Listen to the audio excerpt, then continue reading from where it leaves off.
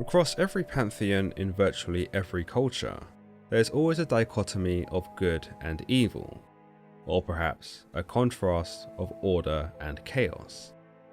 For every deity that represented peace, love, growth, and health, there was always to be a corresponding deity that represented war, hatred, destruction, and disease. In the Greek pantheon, for example, Eros, the god of love, was met by Eris, the god of strife. Meanwhile, in the Norse pantheon, Thor, a representation of order, was met with Loki, a representation of chaos. For every god in history who brought its people food, sanctuary, and hospitality, there was always a god that provided the antithesis, by in some cases ruining crops, destroying homes, and bringing about calamities.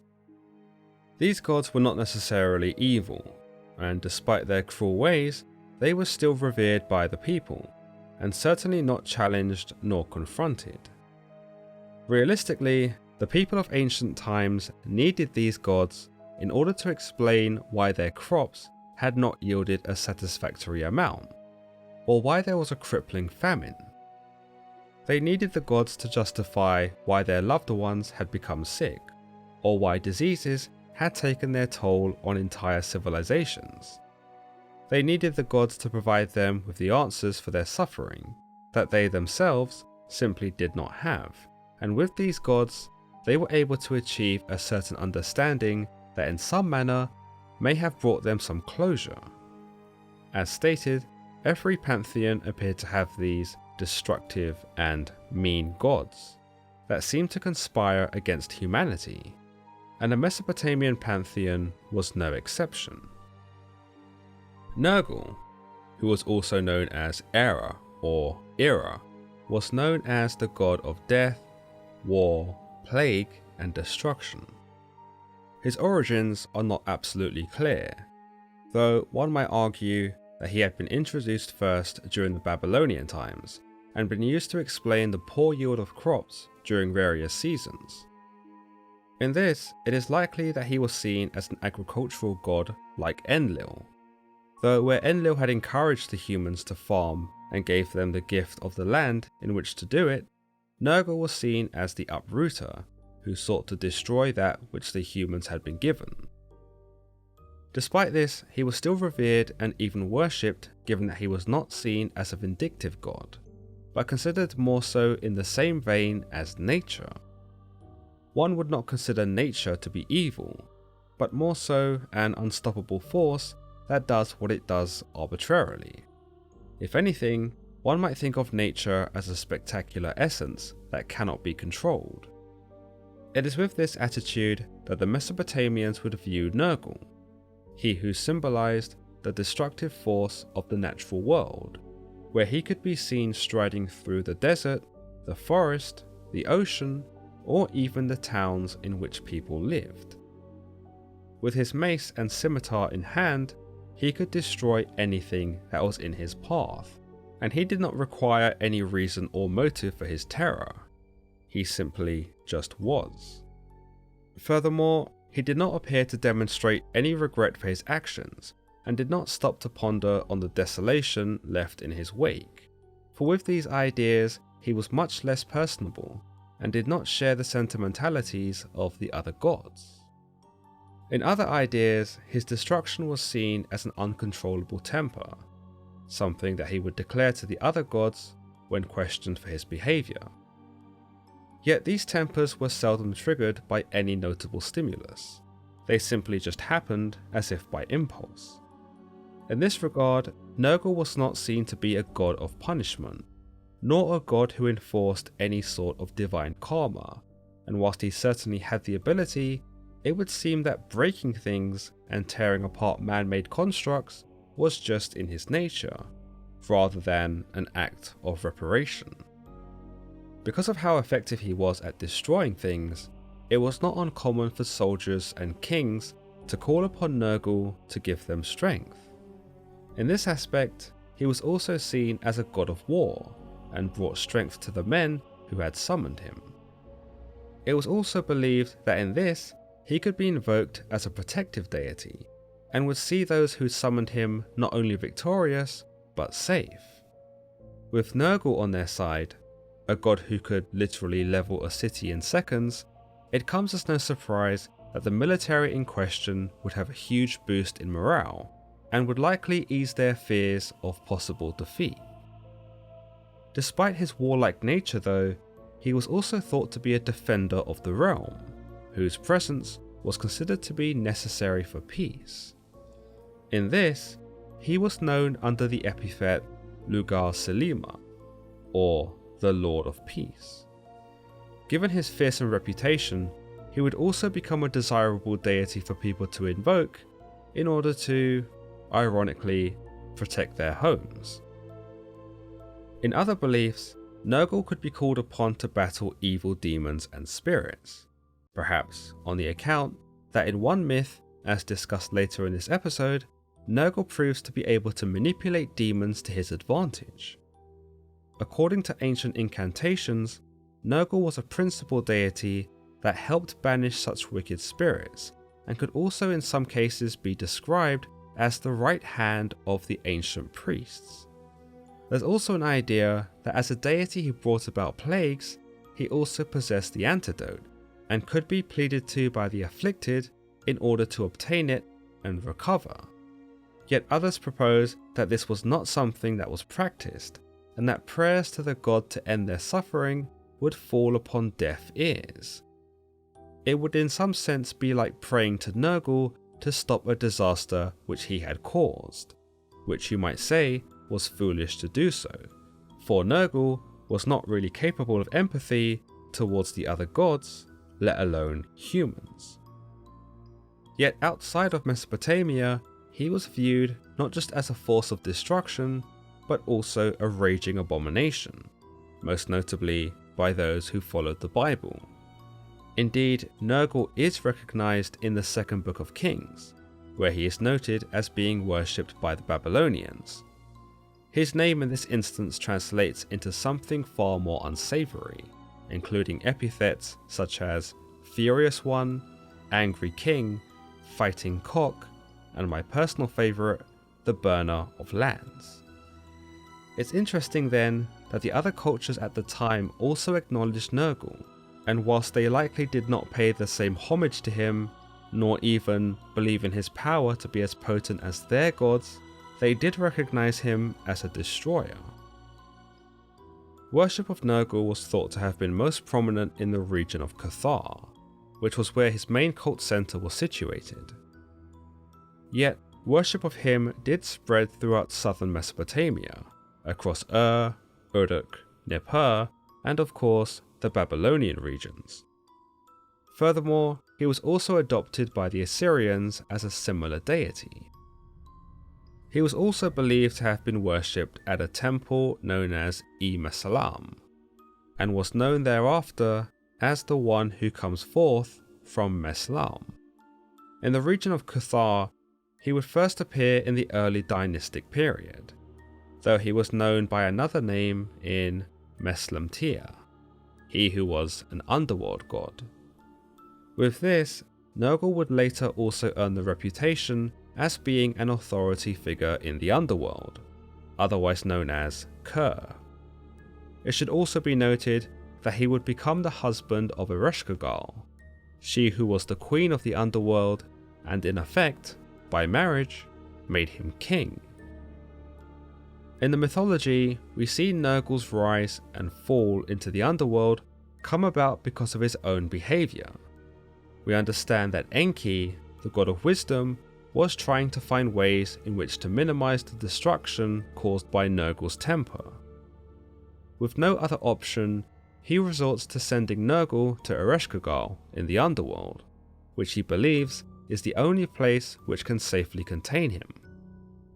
We know how much Enki cared for humanity, and how more than once he was willing to stick his neck out for them in order to ensure their survival. but this occasion seems to be one that stands out the most, given that he took a risk in reasoning with Nergal and later tricking him into entering what essentially was meant to be a prison. The myth known appropriately as Nergal and Erra shows us how the gods prepare for a great banquet and invite all the other gods to join. Given that Erra was not allowed to leave the Underworld, Erra sends her son Namtar to attend in her stead, as well as to bring her back some food so that she doesn't miss out. When Namtar arrived at the dinner hall of the gods, everyone rose and bowed to him as a sign of respect to his mother, but Nergal remained seated. Whether this was done in defiance or because he simply did not understand given his volatile nature is not known, but Namtar demanded that Nergal be punished for his disrespect. But the gods do not seem to tackle Nergal, nor reprimand him for his slight, so they brush his slight under the carpet and encourage Namtar to let it go. When Namtar returns to the Underworld, he tells his mother what had happened, which then angers her. She sends Namtar once more to the realm of the living, inviting Nergal to the Underworld so that she may kill him. When Namtar delivers the message, the gods take the request seriously and do indeed end up sending Nergal to the Underworld to answer for his offense. However, Enki supplies Nergal with 14 demons to escort him through the 7 gates of the Underworld, and this might have been seen as not only a protection bestowed upon Nergal by Enki, but also a means to pay him off to leave.